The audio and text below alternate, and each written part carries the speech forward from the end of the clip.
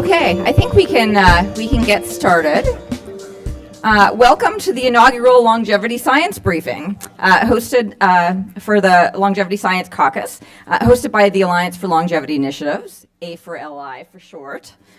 I am Sonia Erson, the chair of A4LI and today's moderator. A4LI was established in 2022 with a mission to advance legislation and policies that aim to increase healthy human lifespan with a focus on accelerating widespread access to next-generation therapies. So before we begin, I would like to thank the two co-chairs of the Longevity Science Caucus, Congressman Paul Tonko, who I've been told is on his way, is walking here right now. So when he walks in, we're going to stop and let him say a few words. He's a Democrat from New York. And then also Congressman Gus Bilirakis, a Republican from Florida. We're thrilled that we have a bipartisan caucus focused on these issues. We've, in today's political environment, having anything bipartisan seems really difficult. But we're glad that everybody can agree that we don't want to be sick and we want to be healthier for longer periods of time. And so that's a really great goal. And so we applaud both congressmen for having the vision to start this caucus and really push this agenda forward. So I think with that, maybe should I wait just a little bit longer for Congressman Tonko? Keep going? Okay. Before we get into the sort of meat of all of this,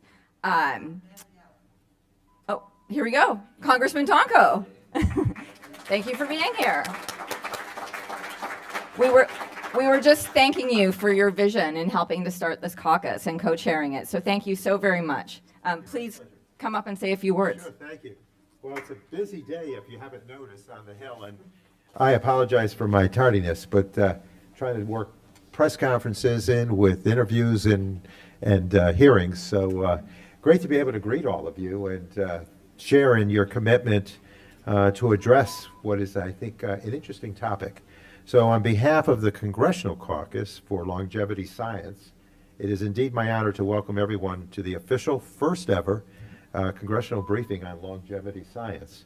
Last year I joined with my colleague and friend Congressman Gus Bilirakis in launching the caucus, and if some of you have paid attention to the partnership I have with Gus, we recently accomplished a Parkinson's bill for a national plan on Parkinson's, which will affect, obviously, about 1 million people who live with Parkinson's in our country. So we have a good working partnership there. The caucus was started with the goal of better educating members about the growing field of aging and longevity biotechnology and promoting initiatives aimed at increasing the healthy average lifespan of all Americans.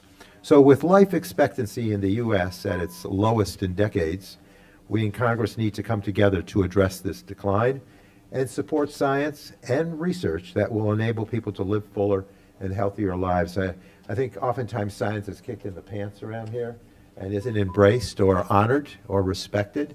And as an engineer, I do appreciate science and try to use that as an analytical tool in all the legislation I do. And so it's nice to know that the Longevity Caucus aims to do just that, respect science. I'm happy to share that there has been a lot of interest in the caucus.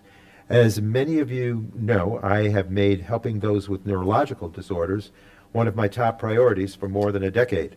I work closely with the Alzheimer's Association and community, as well as the Parkinson's community, as I indicated earlier, all of whom have expressed great interest in this caucus. I also have heard from many in the cancer communities as well who are interested in the caucus. I would like to thank the Alliance for Longevity Initiatives for your partnership and for organizing this inaugural Longevity Science Caucus briefing. I also am grateful for the partnership of Congressman Bilirakis in leading this caucus and look forward to working in a strong, bipartisan, and I'd add bicameral way to help improve our quality and longevity of life, particularly in the fight against neurodegenerative diseases, with aging as the greatest risk factor. I'd also like to welcome our speakers, Matt Kaeberlein. I hope I didn't butcher that name. Where are you, Matt? Kaeberlein? Kaeberlein. Close. Joe Betts-LaCroix. Did I get that one right? Wow, perfect. So I'm improving. And Kristen Fortney and our moderator, Sonia Arison.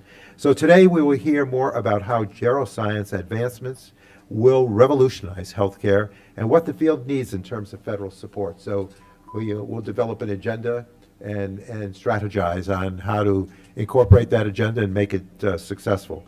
I look forward to learning from our experts today on the needs and the state of longevity science, and thank everyone for your time, for your interest, and for your passion to make a difference. This place can make things happen, and I always like to try to build bridges to the effort so that in a two-house, two-party way, spirited way, we can get things done.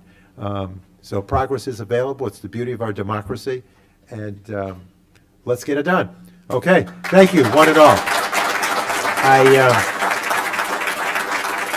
I unfortunately am going to have my crew sitting in on gathering information today. Emily's in the back of the room, Emily DeHoffany, and Emily Silverberg. I keep using her maiden name.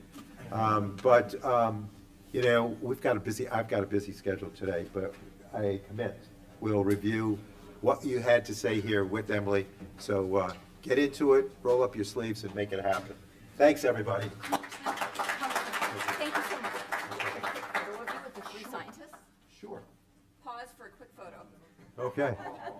Okay, this room is small enough that I can just use my voice too. There you go. Yeah. This is wonderful.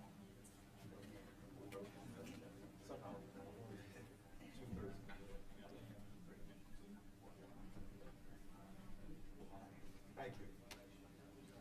Thanks again, All right. everybody. Thank you so much. Okay. Well, we're in for a treat today because the three scientists that we have with us today are some of the leading figures in longevity science today, and I've known for a long time. But before we get into the meat of everything, I wanted to bring up two key points. First is when we're talking about longevity, in general, we're talking really about health span. What we want to do is extend the health of people for longer periods of time, not just longevity in the sense of living a long time, but health span in terms of being healthy for a longer period of time. So ideally, we like to live a long time in great health for as long as possible, right? So that's one thing, just to make that clarification. And then the second thing, and the reason behind all of this today, is that aging is really the number one driver of chronic disease and death. It is the root cause of things like Alzheimer's, heart disease, diabetes, all cancer, all of the things that are killing us at older ages. And so if we can beat back aging, we can beat back all of those four horsemen, so they're called in the scientific literature. So that was the other thing I wanted to say. And you three are really heroes to me because you are working on this grand project that will have a huge impact on humanity going forward. So thank you for what you're doing. And let's start with, I'm going to introduce them one by one. Let's start with Matt Kaeberlein. So Matt is CEO of Optispan, a leading healthcare company and co-founder of the Dog Aging Project, a groundbreaking community science study aimed at understanding the biological mechanisms of aging in companion dogs in order to increase life and health span in both dogs and people. One of my friends has a dog in your study, and she is doing very well. So thank you. And with that, welcome, Matt.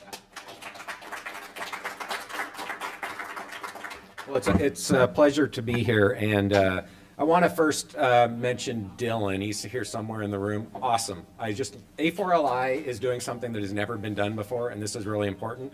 I also want to express my gratitude to Congressman Bilirakis and Tonko for spearheading the effort here. This is really, really, really important.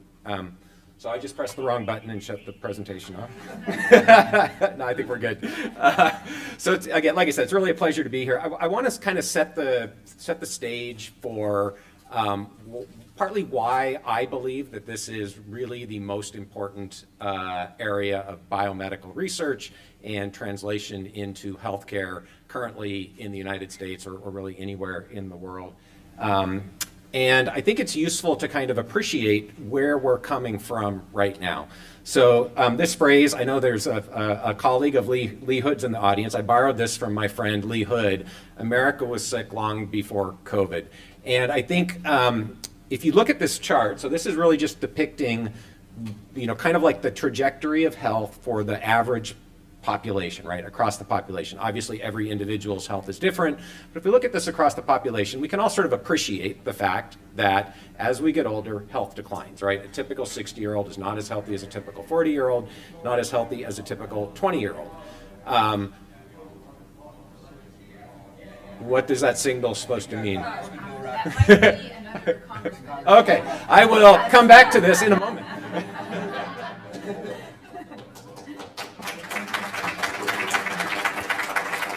Let's take a brief pause and welcome Congressman Gus Bilirakis, one of the co-chairs of this caucus.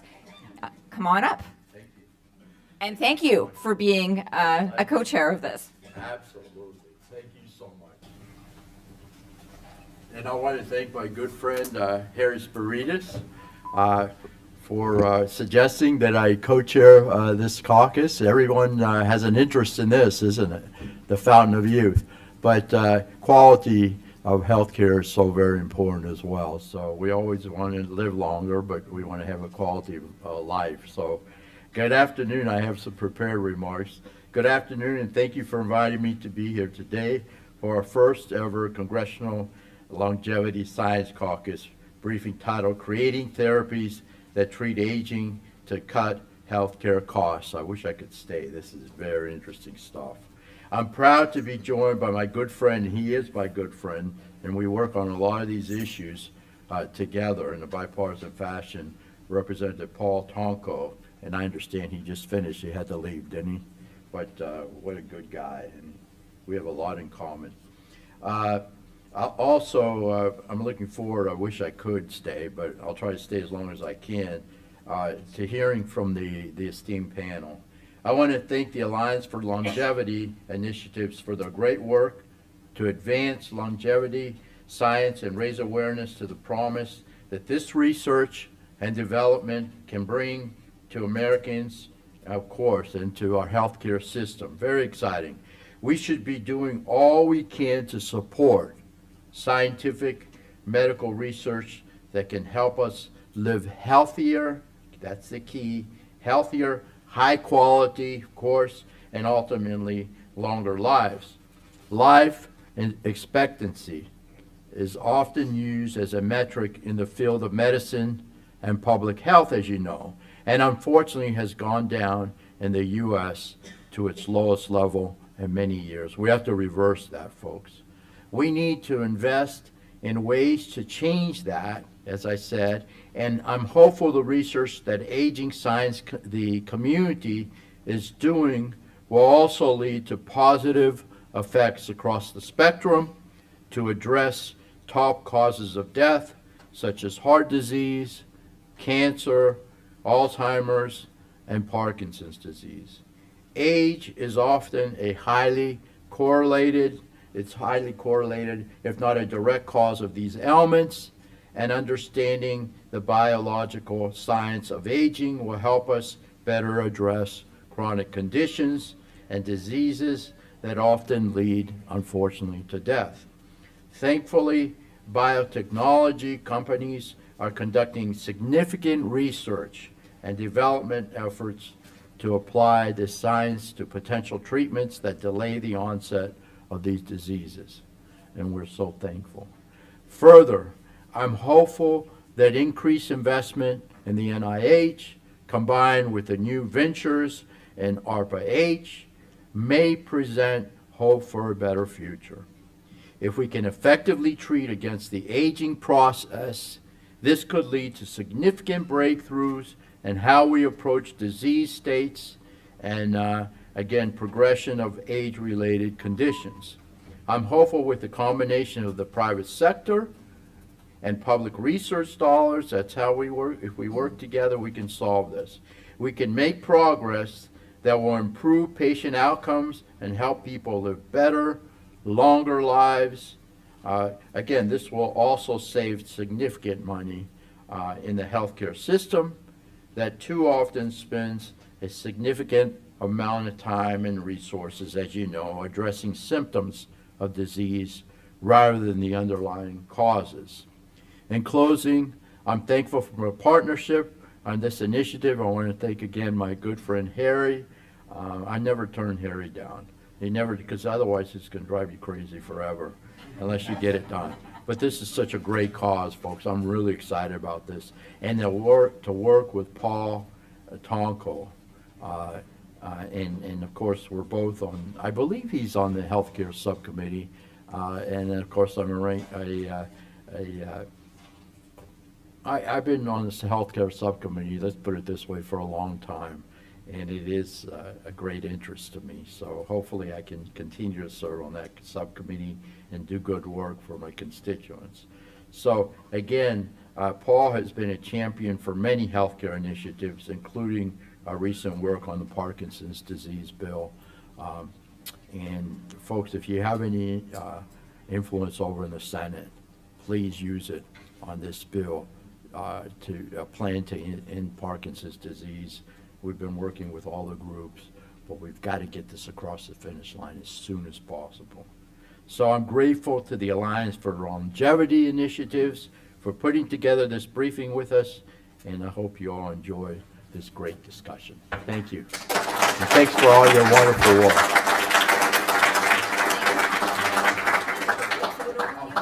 Right here with the scientists. And maybe Dylan, do you want to come up here and do a photo too?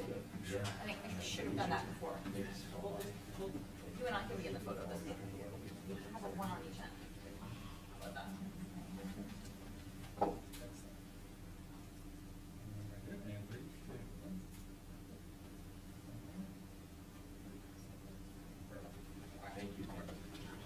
And thank you again for your support.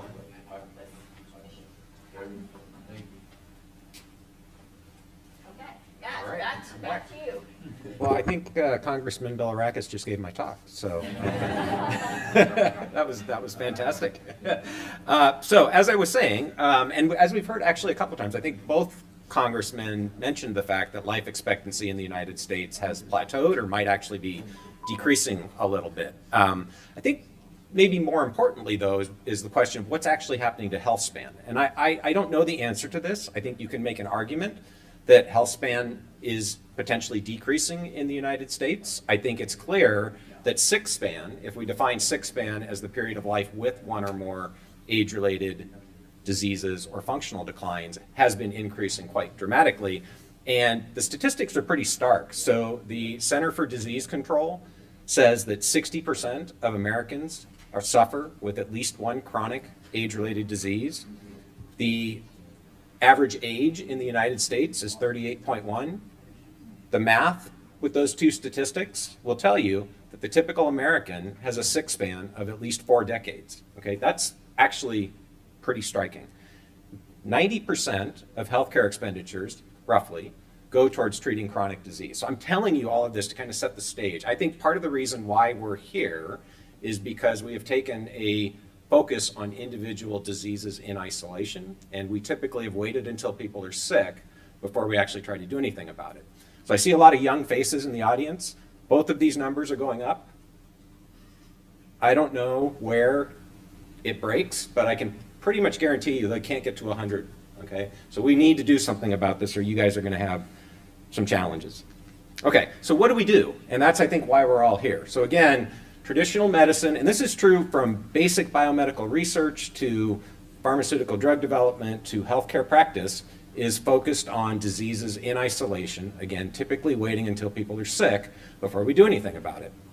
And one of the things that gets lost in that disease siloed mentality is that most of the major causes of death and disability in the United States have a single greatest risk factor. In fact, if you look at the top 10 causes of death in the United States, 9 of them have the same greatest risk factor, age. And I would argue biological age. Okay, there's only one, accidents, that you can't clearly link to biological age. The rest of them, biological age is the single greatest risk factor, and it's not even close. If you look at the strongest common genetic risk factors for cancer, and you compare that to the risk of developing cancer from just aging 40 years, It's a 30-fold difference. If you do that for Alzheimer's, it's a 300-fold difference, okay? So biological age really plays an important role in these diseases, and if we can understand that biology, we have the potential to target that biology to decrease the risk of onset and progression of all of these diseases at the same time, okay? And this is where I think 21st century medicine needs to go. 20th century medicine is about waiting until people are sick and keeping them alive, sick longer, largely. Sorry, that's a little bit too dismissive, but that is largely what we've done. 21st century medicine needs to be about keeping people healthy as long as possible. Okay, so how do we do that? And I think it's important to make the point that this is not science fiction, right? That we do know a lot about the biology of aging. This is one way to appreciate that. Many of you have probably seen this hallmarks of aging, right? These are 12 molecular biological features of aging that drive the onset and progression of these functional declines and diseases. And we know enough about those things that we can start to target them therapeutically, okay? That's one important thing to appreciate. There are real opportunities here. Another important thing to appreciate, though, is we still have a lot to learn. And I know this frustrates, I know some of you will probably get frustrated with me for this, but I compare this to a map of the Earth in 500 BC. I think our understanding of aging biology is a little better than that. But I think this is a useful sort of comparison for a couple of reasons, right? One is that we have a lot to learn, so we need support to be able to really tease out what is the biology of aging in a very fundamental way. And it's important to appreciate we haven't gotten that support previously. The amount of resources that have been spent on research into the biology of aging pales in comparison to what has been spent on individual age-related diseases. So that's one thing that's important to appreciate.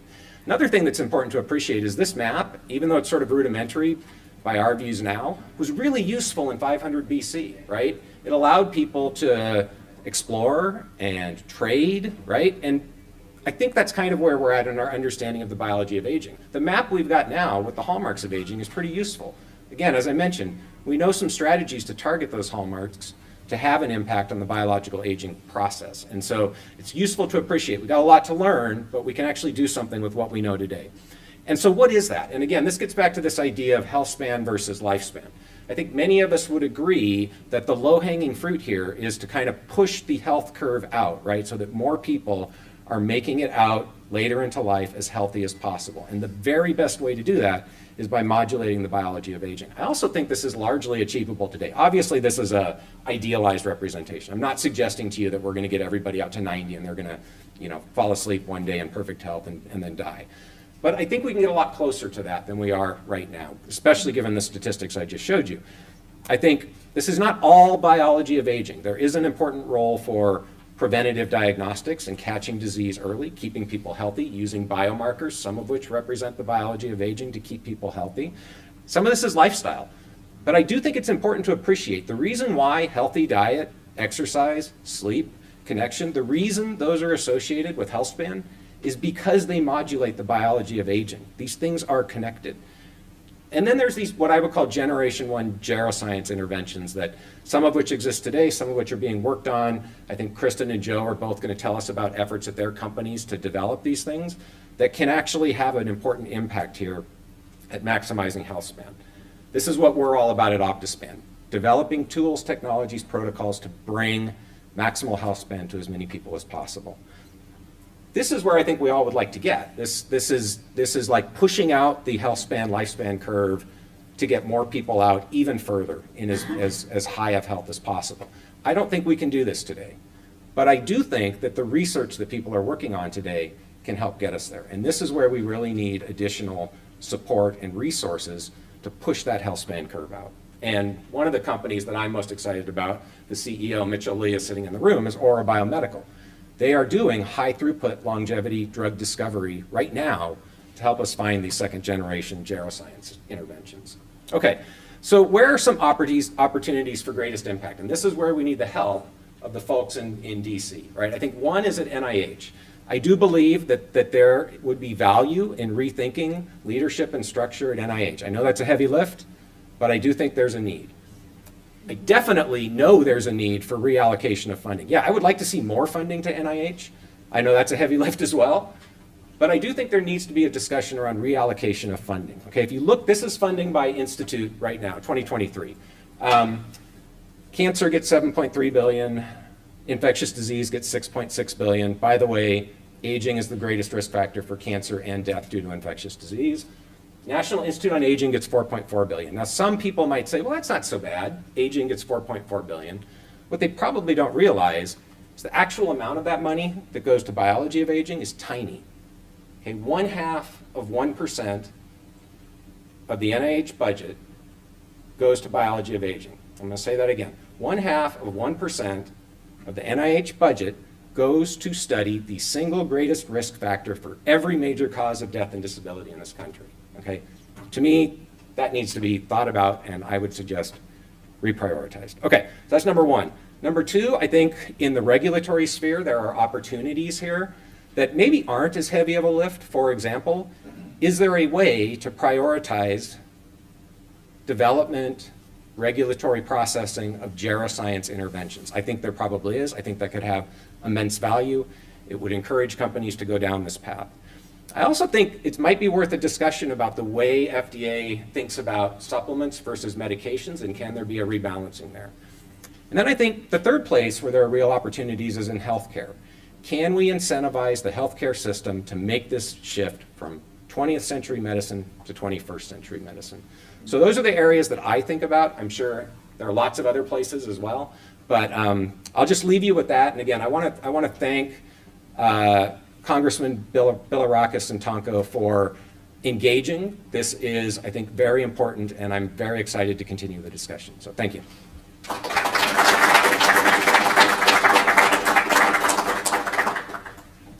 Thanks, Matt. Did I do that right? Oh, I'll let you do it. That was a really great presentation, great overview of kind of the area and the issues.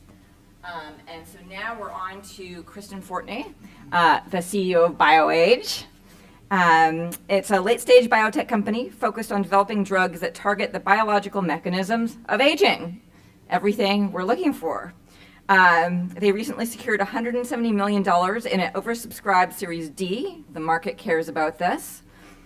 To advance their lead therapeutic, Azelaprag, I got it right, Azelaprag, into phase 2 clinical trials for obesity, where it has the potential to increase weight loss and improve body composition. So welcome, Kristen Fortney.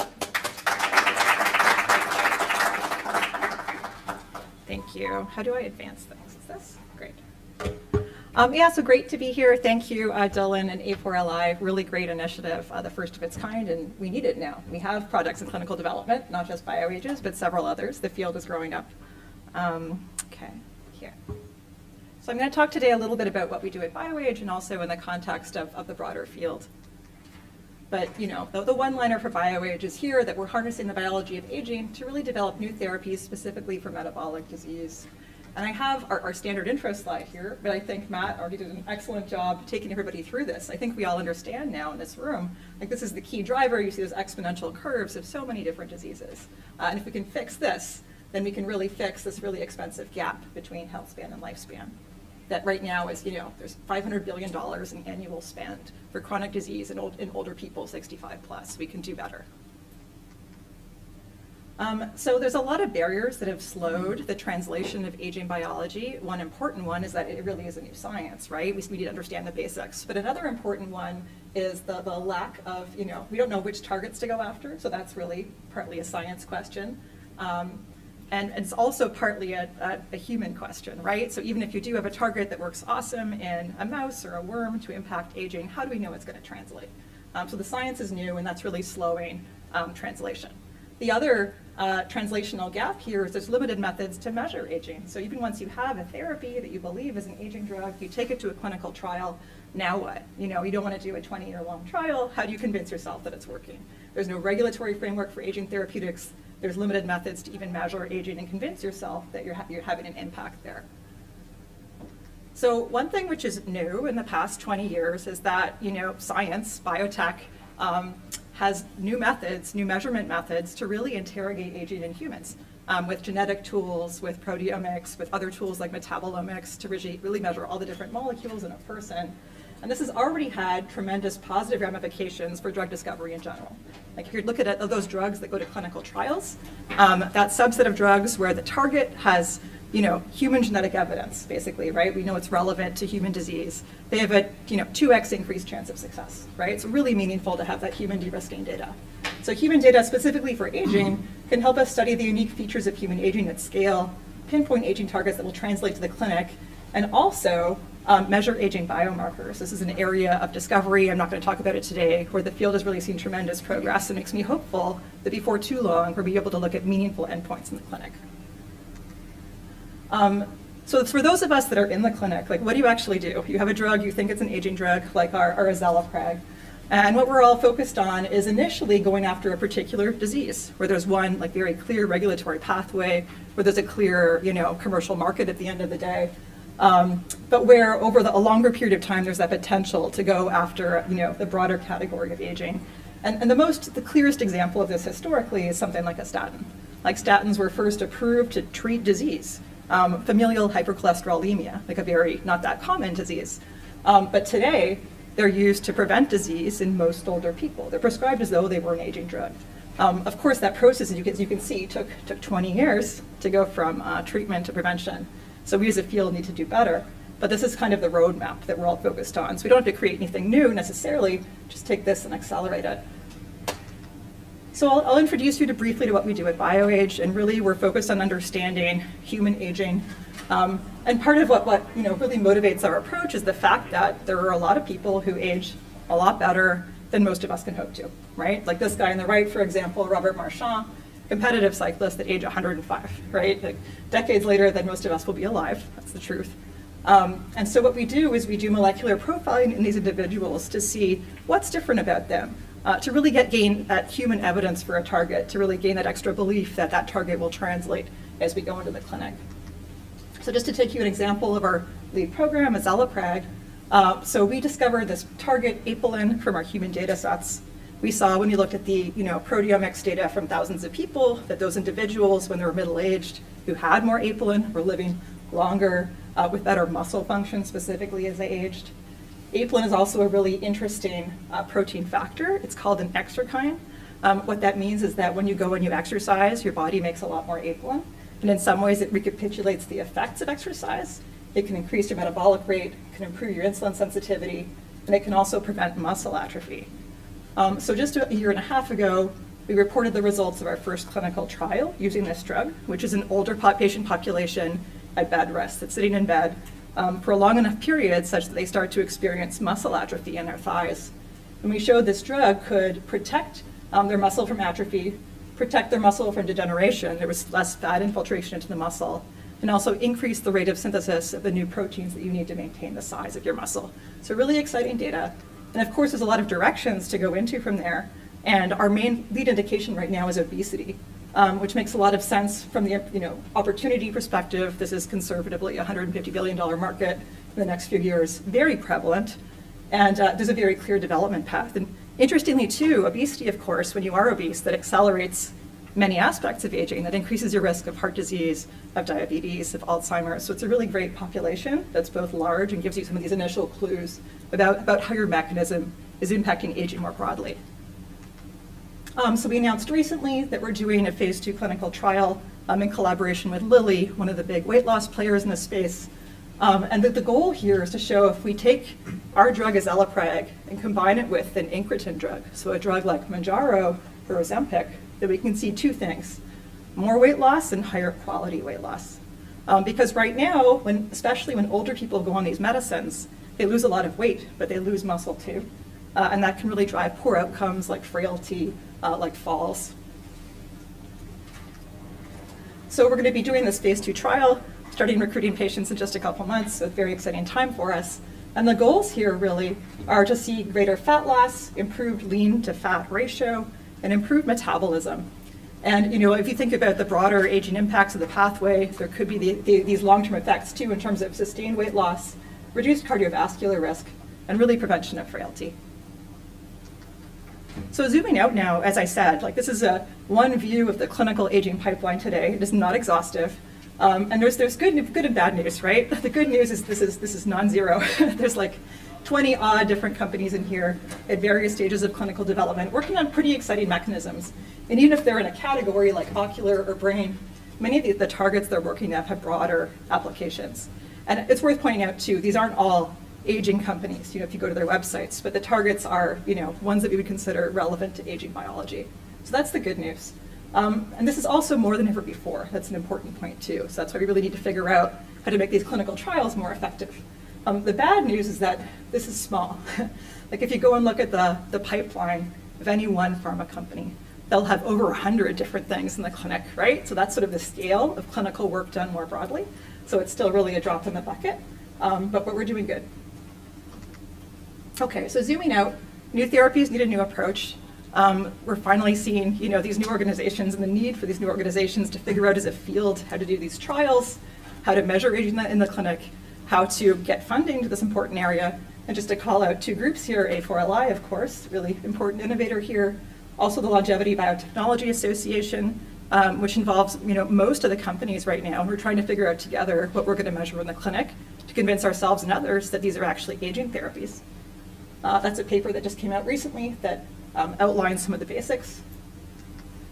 And finally, just to end, and what can you do right now to really help this field move forward?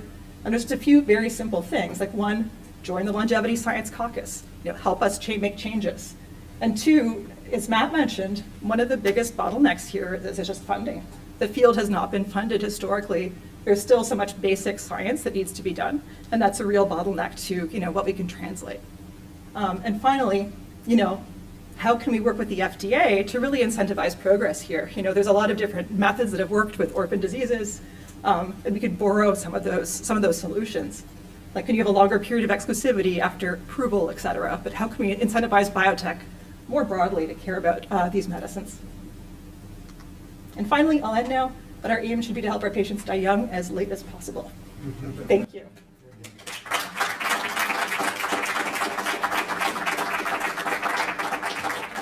Thanks, Kristen. That was also an excellent presentation. We're so excited to see.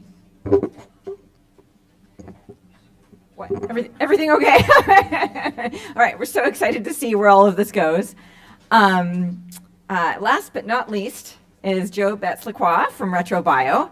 RetroBio is an early stage biotech company focused on developing revolutionary cellular reprogramming and autophagy therapeutics, funded with $180 million of personal investment from Sam Altman, who's the CEO of OpenAI. So take it away, Joe.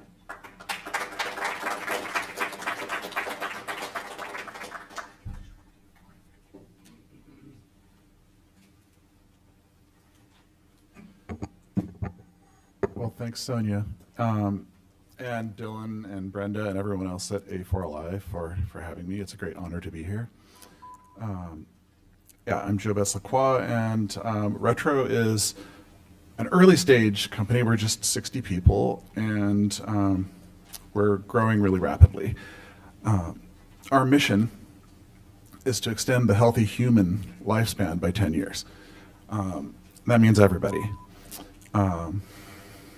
Fortunately, most humans age in the same way. We are designing therapeutics to address the fundamental mechanisms of aging that are common to all people. And by treating these mechanisms, which are upstream of all of these diseases that fortunately Matt and Kristen have so well introduced already,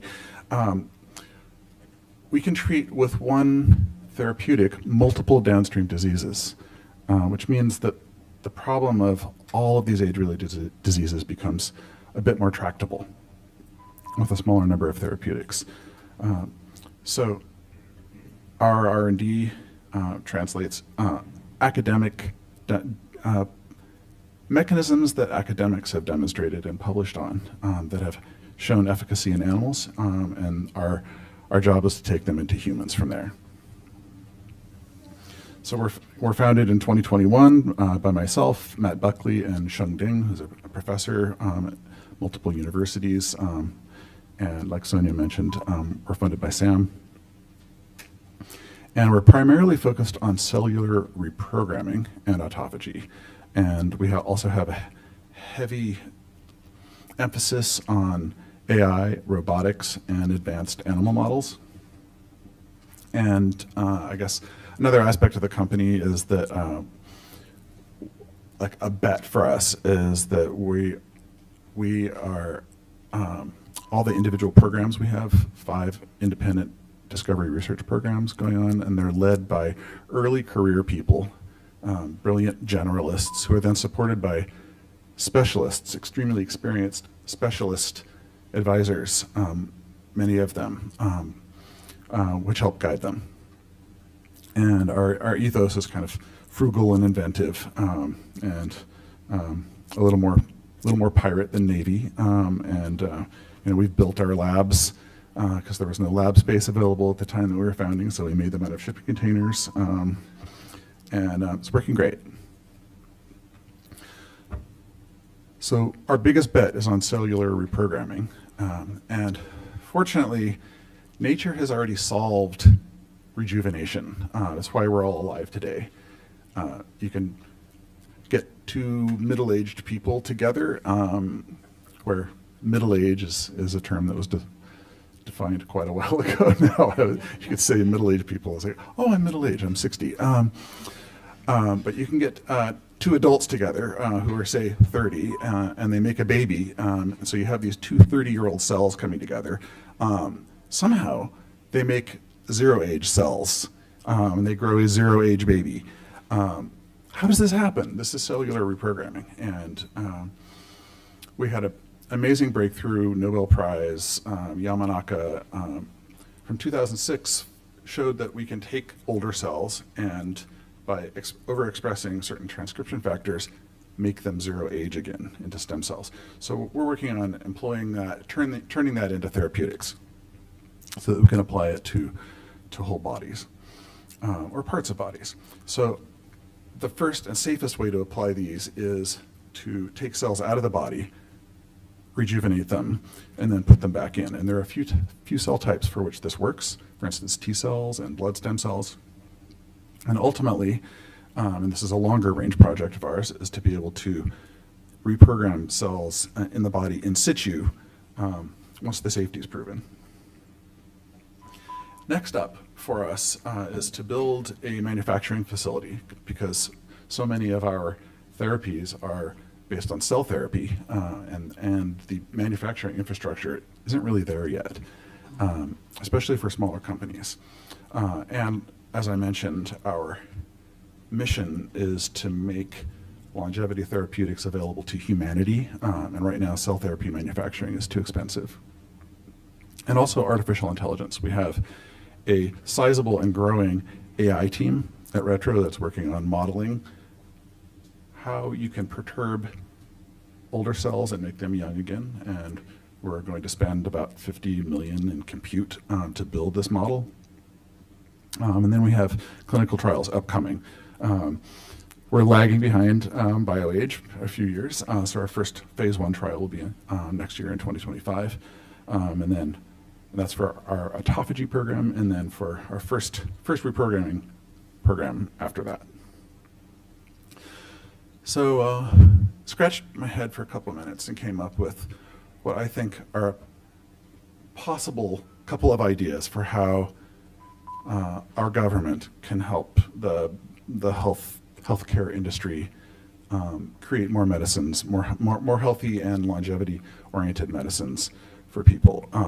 But just to preface that, I'm not a regulatory expert, and so these are very possibly easy to shoot down ideas.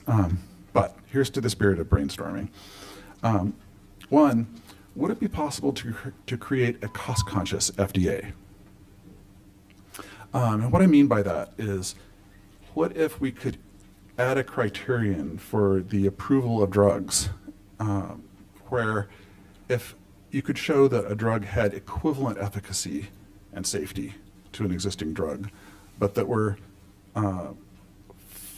fundamentally less expensive to produce, would that be a contribution to our system and humanity? As the system exists right now, you can't approve that drug because you have to demonstrate that a new therapeutic is either safer or more efficacious than an existing one.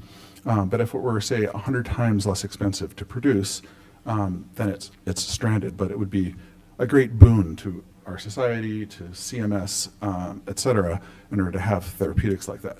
And this ties into our desire to have therapeutics available for everyone. So this would be a cost savings. It is an area of innovation, and like what I think of as a noble area of innovation, to think about something that is a problem that's solved already and then figure out a more thrifty, practical, low-cost way of delivering it. And it can help small companies create a healthy competition to larger pharma companies, all with no sacrifice of quality of care to patients.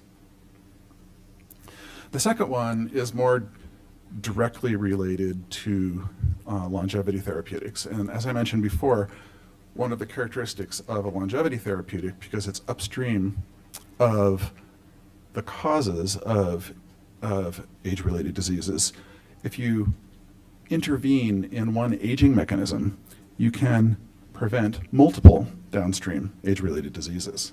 So this is a multiple birds with one stone kind of thing.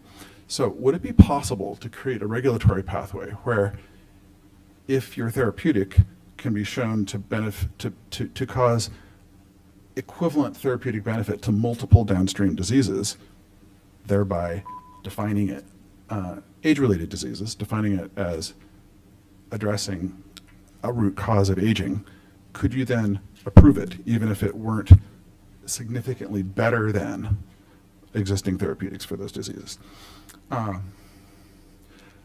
Like I say, I'm not a regulatory expert. These are thought exercises, but they would be potentially ways of, for instance, in the second one, addressing, I don't know, have you heard of E-Rooms law? This is sort of a whimsical naming of like a pharma equivalent of Moore's law in reverse, where it gets worse and worse and worse with time, so that we produce fewer and fewer drugs for the same, say, $1 billion invested. If we can start encouraging people to produce one drug that has multiple benefits, then that could help ameliorate E-Rooms law. So worth a thought. Happy to take criticism and enter a little optimistically spirited debate afterward. But that is my proposal. So that's Retro Biosciences, and thanks for your time.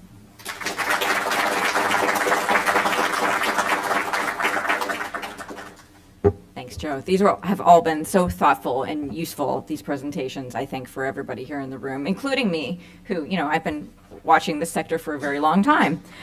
So I think now I'd like to invite all three of our speakers up to stage, and we'll do some Q&A. And while they're getting up here, I'll kick off the Q&A with a first question, and then we'll take questions from the audience. And my question's gonna focus on the longevity dividend, which I see is right there on Joe's slide. How many people know what the longevity dividend is? Okay, so maybe half of you-ish.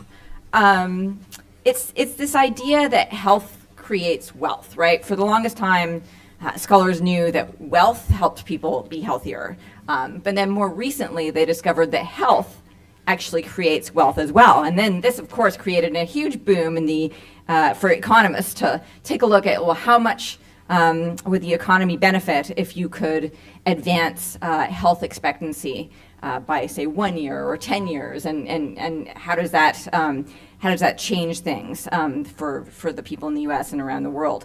And there's been a number of, the first time the longevity dividend was mentioned was back in 2006, I guess the same year as the Yamaka factors were discovered, which is incredible. And back then, Jay Olshansky, who came up with the idea and wrote a paper about it in, I think it was Nature or Science or one of those magazines.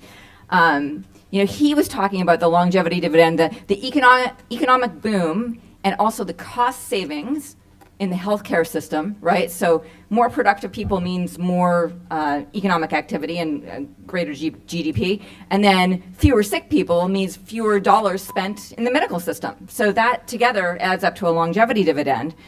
And when he was talking about it, he was looking at, well, what if we were able to slow aging? What kind of longevity dividend would we have?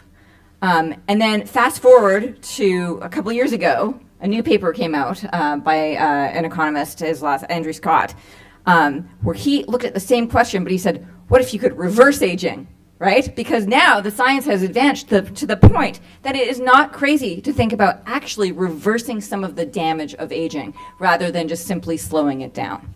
And so that's super exciting, and that's where we are with the longevity dividend, and we are on the cusp of being able to grab it if we can make sure that people like these three here are successful. And, by the way, it's a competitive advantage for America as well to be able to have this healthy workforce that can push the economy forward and, make sure that we're on a good standing on the global area. So anyway, all of that is background to the question, and I think all of you somewhat answered this, but I'll ask you to expand. Ways that the government can help the United States achieve this longevity dividend, or anything else you want to say on this topic. So go ahead. Who wants to start? I guess I'll start. I think I did kind of try to address this, and there were three areas that I noted where I see real opportunities. Right, one is around more resources for research into understanding the biology of aging. One is around incentivizing or modifying the way FDA operates to incentivize drug development targeting the biology of aging. And the third is around changing the healthcare system, which sounds easier than it probably is, but to, again, incentivize this transition to proactive preventative healthcare. The other thing I would add to that, really, I think the most effective way to achieve something towards the longevity dividend today is educating and incentivizing people to adopt healthy lifestyle habits, which do target the biology of aging. Again, as I alluded to in my talk, we could give everybody 15 years. We call this the lost decades at Optispan. We could do that for most people, not everybody. Some people are already doing it. A lot of people in the United States could get another 15 years of health span. That would have a huge impact. And I think there are some strategies there that could be employed that would be quite powerful. So I'd say those four things are what I think of. Right. I mean, currently, exercise is the best longevity drug you can have, right? And better nutrition and sleep. Kristen, you want to go next? Oh, sure. Yeah, so I think I already touched on some specific recommendations and very aligned with Matt, FDA, money, just more money. A couple other points, though. I think the longevity dividend is more than like a nice to have, and it's becoming increasingly necessary. Like the sick care in older people is expensive. The population is aging. There are fewer and fewer younger people. It's going to be crippling to the economy in the next 2 decades. And I think that's part of why there's becoming more of a focus on it. It's really something we need to solve as opposed to something that, it would be nice to solve. And secondarily, in terms of changing the healthcare system, I've been working in this field like both of my colleagues here for a while. And as little as like a few years ago, people would say preventative medicine, that's never going to work in America with like the healthcare system, with payers. And we finally have one example where that's changing, and that's actually the obesity drugs, right? Because these drugs, like Wegovy and Mounjaro, Novo has shown that they also prevent heart disease. They're also going to prevent Alzheimer's. And now there's these it's happening live right now where the reimbursement, they have to take that into consideration. We can actually increase the amount of healthy life. So I think that's wonderful. That's really going to help, pave the way forward for our medicines. And people are trying to really appreciate that, like, yes, there's a lot of value there. We finally have, statins used to be the only example I could point to, really. And what about metformin? I mean, that may be another example as well, yeah? Yeah, metformin too, for sure. That's another one of the ones that's available today that might have an impact. Yeah. All right, that's great. Thanks. Joe? So, aging-related diseases are costing us presently, just in the U.S., which is about 5% of the global population, just in the U.S., $4 trillion a year. That's a ridiculous quantity of money.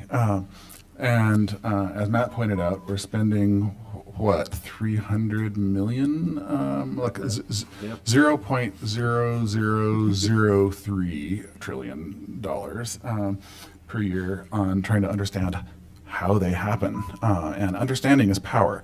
So I think capitalism is a beautiful thing. We owe pretty much all of our prosperity to it. And the beautiful thing about it is the alignment of incentives. And it allows people to get charged up and rewarded for going out and solving the problems that are valuable to others. And $4 trillion is a lot of value. So what we need to do is to kind of goose our economy such that that value can be gone after by the most innovative sector of our entire economy, which is the startup economy. It's where almost all of the new solutions and ideas come from.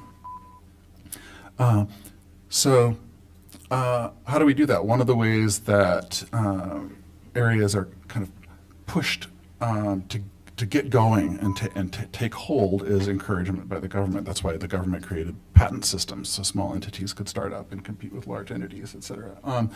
So that's why I'm excited about A4LI, is because it's a direct connection to the U.S. government in order to get help from the government to kick off this ecosystem, creating therapeutics. Yeah, thank you. Yeah, this really reminds me of, now I'm going to show my age, but like back in the late 90s when, people here were just figuring out this whole internet commerce thing and what was that all about? And, there were panels of people talking about what they were doing and, Facebook didn't exist and all of that. And now here we are with this revolution, which will be so much more impactful, right, to all of humanity, that it's incredible. And I'm just so grateful that we're all able to be part of it. So who has a question that we can ask? Sure. Keith Meter from LifeSpan.io, and also part of A4LI.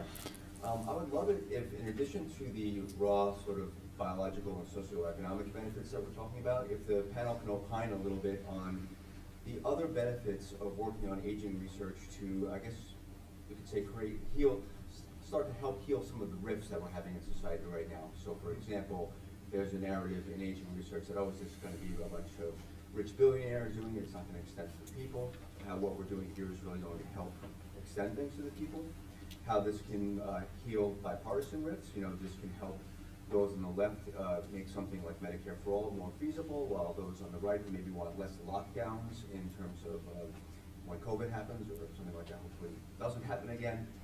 Better immune system functions will help that. And importantly, something I would like everybody in this room to realize is this was one of the issues that Martin Luther King was actually talking about shortly before his untimely death as part of his Poor People's Campaign, that the burdens of an aging society are disproportionately borne by minorities, women, etc. So if you really want an equitable and just society, the fruition of these technologies can help that happen and heal some rifts in society. So I'd be curious to hear panelists' thoughts on these other potential benefits of aging research. Yeah, I'd like to react to that first point about aging drugs being only for the rich, because I think that's very misguided. If anything, it's the opposite, right? Like if you're developing a therapy for a rare disease or for some subtype of cancer, what's your addressable patient population? It's small. What about a drug for aging? Well, that's all of us. That's your kids, that's your parents, it's everybody. And additionally, if you look at the drugs that are today's best aging drugs, like statins or metformin, they're available for pennies across the world, right? Like these are therapies that are already broadly applicable. And if you're developing a small molecule, that kind of medicine, then like any other biotech for the first few years, right, you're going to make your money that sort of pays you back for all the research you've done, and then it's going to go generic. And the cost of goods is quite cheap for a lot of these medicines, and they'll be available to everybody. Yeah. Anyone else want to respond? Yeah, I think that the what some people call the biotech social contract is that drugs are extremely difficult to make. It takes years and many millions of dollars and risk for people to engage in making them. And who can afford to make that happen? It's primarily developed countries, and it's a wonderful gift to the entire world that these countries, especially here we are in the United States, do this, and then they have to recoup the funding somehow in order to then roll it into the next generation and the next generation of therapeutics. But once it's recouped, like Kristen says, then they're just a gift to the world. Once they go off patent, they're available for pennies, and they become part of the armamentum of people promoting health everywhere in the the WHO toolkit of medications. So that's the vision. Anything, Matt? Well, I think Keith clearly thought that question out because it was more of a statement, but I agree with what he said. I do think it is, I'll just add, I do think it is important to start having discussions now about many of the consequences of this new technology. I think there will be big consequences on society, and I think healthcare disparities in particular are real and profound, and we need to be thoughtful about, as these new therapies are developed, how can they be disseminated as widely as possible? I think the one reason for optimism that will be feasible is that as we've sort of talked about already with the longevity dividend, the cost benefits that go along with keeping people from getting sick are so enormous that there are real opportunities to make sure that those recouped costs can be distributed broadly. And so I think, again, but it is going to be important that these conversations start happening now because this is coming. Yeah, absolutely. Thanks, Keith, for that. I mean, the first thing that popped into my head when you mentioned that, thank you for bringing that up, was just like all the women and other people who are taking care of family members who they lose time at their job, they lose that whole part of their life because they're taking care of sick relatives. I mean, it's just, if we could solve that, that would be epic, right? Let's go here. Joe, Kristen, Matt. First of all, of course, thank you for being here and for entertaining our questions. I'm Tom Nodine. I'm CEO of Human Life Expectancy, Inc., and we work with insurance companies to help their customers to live longer. And one thing I've run across in doing this, but we use epigenetic tests and a range of other technologies for doing this. What I've found is that there's actually an easier, quicker uptake for some of these technologies in other countries. And so my challenging question to you is your businesses seem to be focused perhaps primarily in the U.S. And I'm interested in how you view the U.S. versus other countries in making this important movement and what we can do to accelerate things here. Well, just yesterday I came from Japan. They have a long history of this, I'd say more of a reverence for the wisdom of age. And it's such a no-brainer there. You go, you're talking about longevity biotechnology, and they're like, of course, like everyone should live longer, and you become wiser the longer you live, and we very much respect these people. And I would say in the U.S., it's a little more complex, and to me, frankly, disturbing, that I think there's more of like a culture of like fascination with youth, and a sort of like a feeling of like irrelevance to people of older generations, and I think that's in the way here in the U.S. When you talk about wanting to make therapeutics to make older people healthier, as soon as people hear the word older people, they're like, ew. So I'm not sure it's my job to deal with that, but when you talk about the difference between the U.S. And other parts of the world, it's one of the first things that comes to mind, and I would love it if we could somehow improve that in the U.S. as well. And just to add to that, another point to consider, right? There are countries with socialized medical systems. Yep. And they're more incented there, right, to care about preventative medicine, right? And just to be concrete, like my company, we care a lot about muscle aging. It happens to everybody as you get old. It's like the key predictor of loss of independence, like whether you go to a nursing home, whether your parents have to be, institutionalized. And there is no path right now for sarcopenia, for frailty with FDA. And that stands in contrast to the EMA in Europe and Japan, actually, where these are like real indications now. And so, yeah, it would be great to see the US be a leader here, not a follower. But so I think if nothing else, once something makes it through approval there, I hope that'll sort of push the changes forward here. But there's that opportunity we can learn from other countries too, I think. Yeah. Yeah, and I think those are both fantastic answers. The only thing I would add is more on the basic science side. I think in this area, there's no question that the United States has been the leader for the last 25 years in the science of the biology of aging. But it is also the case that many other countries around the world have dedicated large amounts of resources towards this problem in the last 10 years. I think there's a real chance the United States is going to fall behind if we don't actually start reallocating some resources towards this. And again, if these therapies are developed first outside of the United States, that's going to have implications on the United States. And so hopefully part of what can come out of these initial conversations is a recognition of that and a reprioritization. Yeah, absolutely. Thank you. All right, I feel like I'm choosing from this side, so let's go to this side. Two questions. Do we blame COVID for the decline in life expectancy? Is that the whole blame? If we didn't have COVID, we'd keep going up. Secondly, when I went to medical school, we didn't have a nutrition course. Yeah. At the Cleveland Clinic, I had a friend recently who saw the cardiac patients getting all these drugs and getting stents and bypasses and what have you. And he wrote a book, Never Eat Anything That Has a Mother, or something else. Anyway, what is the good research going on with nutrition? Oh, God. And how do you get it across to the public? Because how we eat Yeah. is pretty Yeah. atrocious. That could Well, be another that panel. is a loaded question. All right.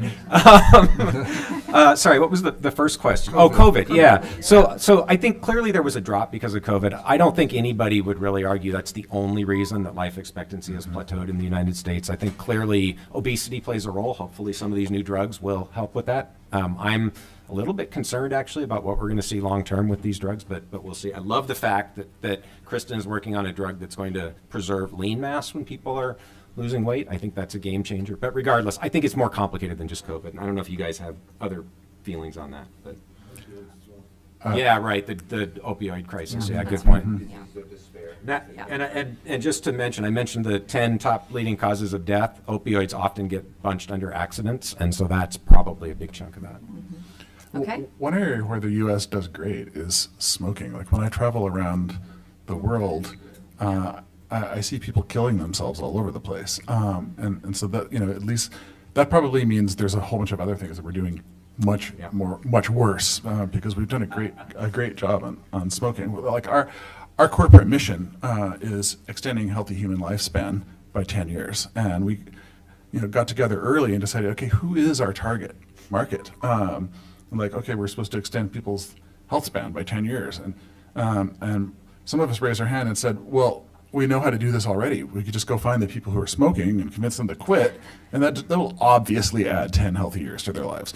And we were like, okay, no, but we're like techno-bio nerds, not psychologists, so that's not what we're going to go after. But it is a significant factor to think about.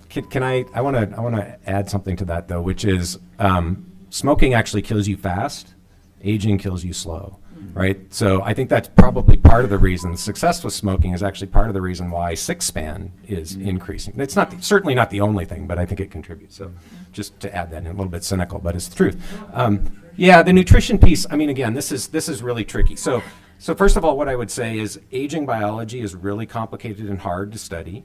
Nutrition is really complicated and hard to study, and when you get the intersection of those two, I'll be honest, that's the most frustrating aspect of the literature to me because it is really tough to wade through. So I think, again, I don't want to get off on a tangent on like my personal views on nutrition, but I think the one thing we can all agree on is, right, high quality diet, super important. What does that mean?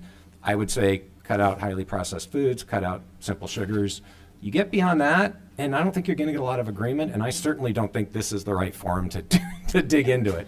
But I will say, we know from laboratory studies that nutrition is one of the most potent ways to modulate the biology of aging, right? And there are different strategies that work, most of them focused around caloric restriction, some around composition of diet. And so I think understanding those mechanisms by which caloric restriction and nutrition can modulate the biology of aging is a really great opportunity. And that's where a lot of the early first generation geroscience interventions came from, is by trying to mimic those same mechanisms by which nutrition impacts the biology of aging. I know I'm dodging your question, but I don't have an answer. Absolutely. Eat less. How about in the back there? Hi.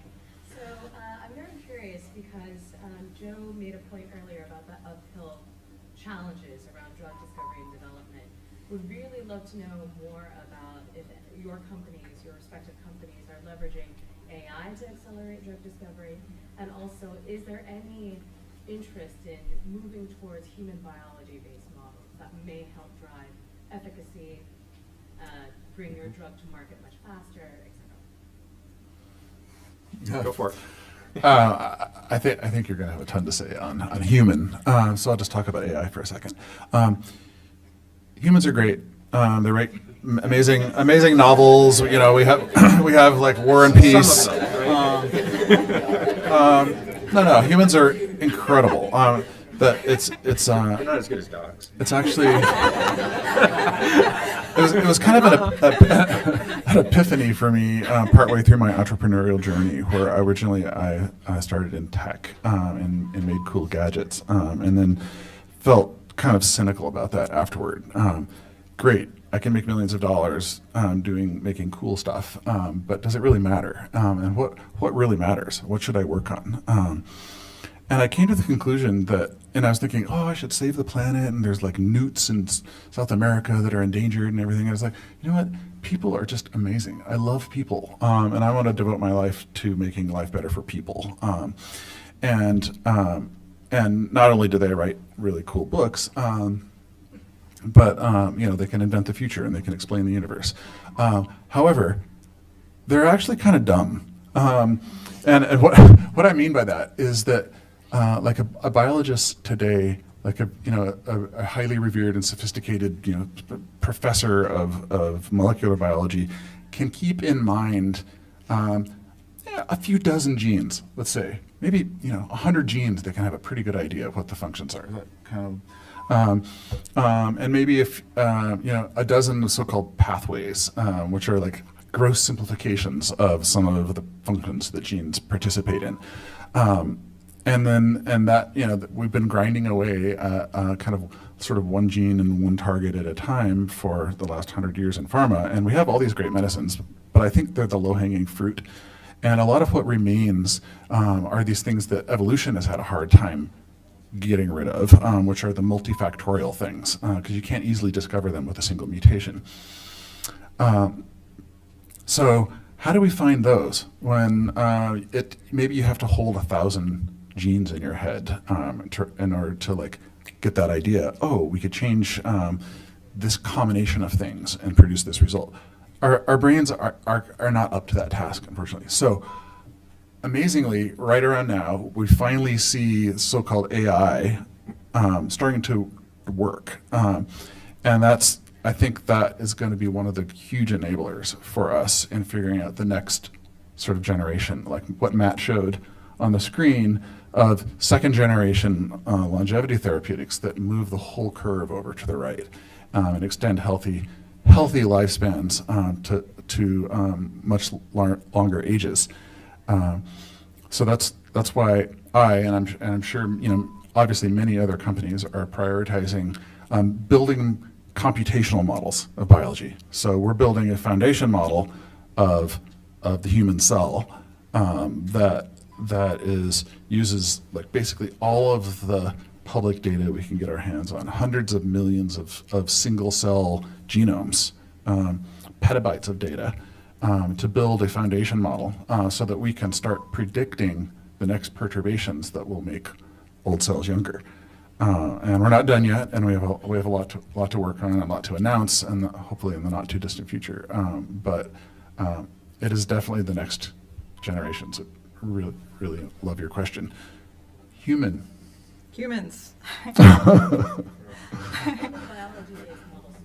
Yeah, I mean, I think we're seeing that the incorporation of more of that in pharma in general, and because it's I mentioned during my talk that we've shown, for example, that even if there's like a genetic signal for a particular drug target in a human population, that more than doubles your chance of success in the clinic. And the clinic, as you know, like by far, that is the expensive piece, right? That is where you want to do the minimum number of experiments the most efficiently. And human data, it's helping you not only have more conviction around which targets to go after in the first place, but also how to design your clinical trial, right? Like maybe you don't need to go into 1,000 people, maybe you just go into the right 15 people, right? And I think, you know, as we go into these next-gen therapies too, right, from humans and from systems that biology has solved, that'll help inform cell therapies as well, right? But like biology is by and large like a data problem. I really liked Matt's figure with like the hallmarks of aging, which everybody loves to cite in, you know, in the field, and the sort of early map, because that's very much my intuition too, where we still don't know, right? And we don't know because we can't do anything about it. You know, like where's the proof that, right? So we need more data. We need more human data specifically to know what's going to work in human populations. Yeah. And I just want to comment on this because we're not developing drugs, but we're very much about how do we develop tools that are scalable to optimize health span. And I think this is where some of the new AI tools that have recently come online, especially the more sophisticated LLMs, have a lot of opportunity. It's kind of funny. I was in a healthcare conference in a panel like this, and a question similar to yours came up about how can AI be useful for healthcare. And the first guy's like, "Oh, it'll be great for billing." And I'm like, "Seriously?" That's where you go. So imagine though. I mean, imagine, you know, a couple of years from now, and one of the problems here is HIPAA. Sorry, I don't want to bash HIPAA where I'm sitting right now, but it's a real problem. But imagine we could get to a point where you can have all of your health data on this or whatever this turns into, right? It's also maybe recording you. It can sense your tone of voice. It can tell when you're stressed, right? Imagine you've got that with a pretty sophisticated LLM that can kind of coach you, give you a personalized nutrition plan, exercise plan. I don't think we're so far away from that. It's easy. Those of us who sort of understand the tools now, it's kind of easy to envision how do you get to a first generation of that. Now, there's lots of complications. When will an AI be able to practice medicine? Probably not anytime in the near future, but if it's working with a doc really closely, a lot of opportunities there. So I really see a lot of potential here. Absolutely. I think we have time for one more quick question. How about here? Hello everyone, my name is Alina and I'm the founder and CEO of Generation Lab. So it's co-founded by Irina Convoy, who invented therapeutic plasma exchange. So rather than directly targeting aging, we see the biggest problem right here is to actually quantify the aging process. So we use the DNA methylation to quantify 19 different systems. We call it as biological age, like biological noise in our body. So I'm wondering how can we as a measurement tool that can help you guys to proceed with the medicine delivery and also proceed with the FDA, because if there's a medication for aging, there has to be a measurement to see what is the efficacy. So you can't do 120 years of clinical study. So maybe this is a biomarker question. Yeah, I mean, one of the measurement tools are essentially predictors. It's predicting whether you will get disease or not, let's say, which often generally end up as like complex machine learning based models, and those are really powerful. Generally, back to this theme, humans have no idea how they work. They're kind of magic. You take 10,000 variables, you run a few 100,000 instances through them, and like, wow, suddenly it's really good at predicting something. But what's especially important for us in therapeutics development is what in the ML field is called interpretability or saliency. And that is being able to understand from the predictions that the model is making why it's making them, because that relates to the biology. And then ultimately we have to make a therapeutic against a particular target or set of targets in the biology. So that's what we're most excited about. Yeah, I think this is a really important question. It's also really complicated, and I think one of the challenges is if I'm right and our understanding of biological aging is comparable to the map of the Earth in 500 BC, saying that you have a test that measures that doesn't mean anything. So you can measure an aspect of this is what I push back on. You can measure an aspect of biological age. You can measure epigenetics. You can measure, function of different tissues and organs. Those are useful tools. they can be useful in two ways. I think one is, can we use them in clinical medicine now? I think the answer is yes, if we're confident that they are actually good predictors of future health outcomes. And some of them are, some of them are still questionable. The other question is, can we get to a point where FDA would use them in the drug approval process? That is possible, but I think you really have to convince FDA that these things are very, very accurate predictors of either quality or quantity of life for patients. And I think we're a ways away from that. And I'll just finish by saying it's my personal opinion that the imprecise use of language, calling these biological age clocks, or, sorry, Sonia, talking about reversing aging because you can reverse one molecular measure of aging, are actually harmful, because serious people in regulatory bodies hear that and they're like, you don't know that. That makes no sense. So I think we really, as a field, need to be more careful in the way we talk about these things. One other point, so for drug development companies, I think that today's biomarkers of aging, imprecise though they are, can still be useful. And it's because, I do think we're far away from having them be a surrogate endpoint for approval, right? And like, to be very concrete, we're doing a phase 2 obesity trial. The primary endpoint is weight loss. That's what FDA cares about. They don't care about anything else. That said, at the same time, you know, we're going to be giving this drug to older people for 6 months. We want to measure everything we can. They're going to have wearables. We're going to do like full proteomes, 10,000 proteins. We're going to save lots of blood so that if we want to, we can run full methylomes, right? Which could be used like tomorrow with today's aging clocks, which is the subset that we think best predicts age. But because you're measuring everything, you can go back and reanalyze that data in a few years with better aging clocks and still see that there. And the way this is useful is, again, like the clinic is so expensive compared to, you know, the earlier stages of discovery. And if you learn something about, you know, what systems are being impacted by your drug in your trial, whether it's some aspect of aging or something else, then that can shape what you do in your next trial. So that's the concrete way in which I think these are useful today. Yeah. You want to say anything, Joe? No, I think I said. Okay, right. Thank you for being here. If you have additional questions, please get in touch.